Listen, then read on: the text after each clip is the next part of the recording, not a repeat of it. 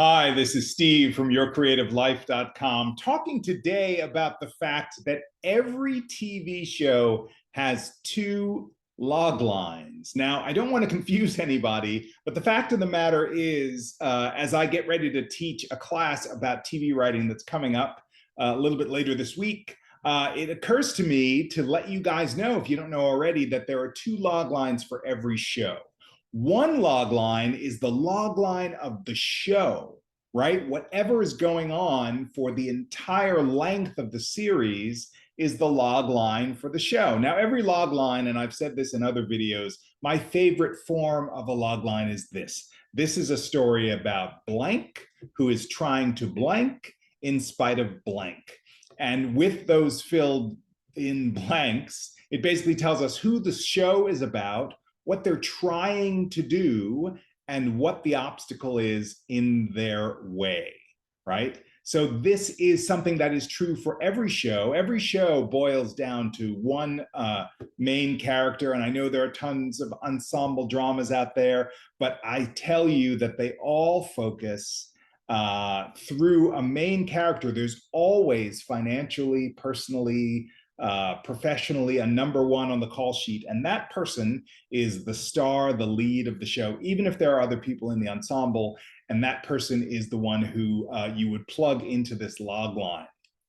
So, for example, I'm always using Grey's Anatomy as an example since I've watched it since the beginning. And off the top of my head, one log line about Grey's Anatomy is, this is a story about Meredith Grey, who is trying to survive and prove herself as a newly minted surgeon, in spite of the fact that her mother is famous and she feels like she can't measure up. And she is part of a very competitive class of newly minted surgeons at a very tough hospital, and happens to be, dating a senior resident at the hospital. So that is a log line for the entire show of Grey's Anatomy.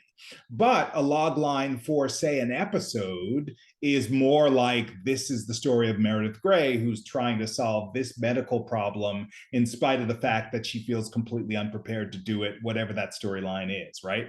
So that is the way it always is. So if you're creating a pilot, your brand new original thing, you need to know both what the log line is for the entire run of the series, as well as what the log lines are for those 1, 2, or 3 stories that you have embedded in that first episode and any episode going forward. Here's the reason why this is super helpful if your show goes to series, or even if you're working on a series, is if you have that overarching log line and you know what it is that those characters are trying to do every week, then you find different examples to illustrate those particular conflicts in every single episode. That's why our best shows, our favorite shows, really scratch that itch, because we get to the heart of what the show is trying to do by dealing with the permutations of this particular week's dilemma over and over and over and over and over again. And that's how TV gets made, with writers thinking in terms of that, like, oh yeah,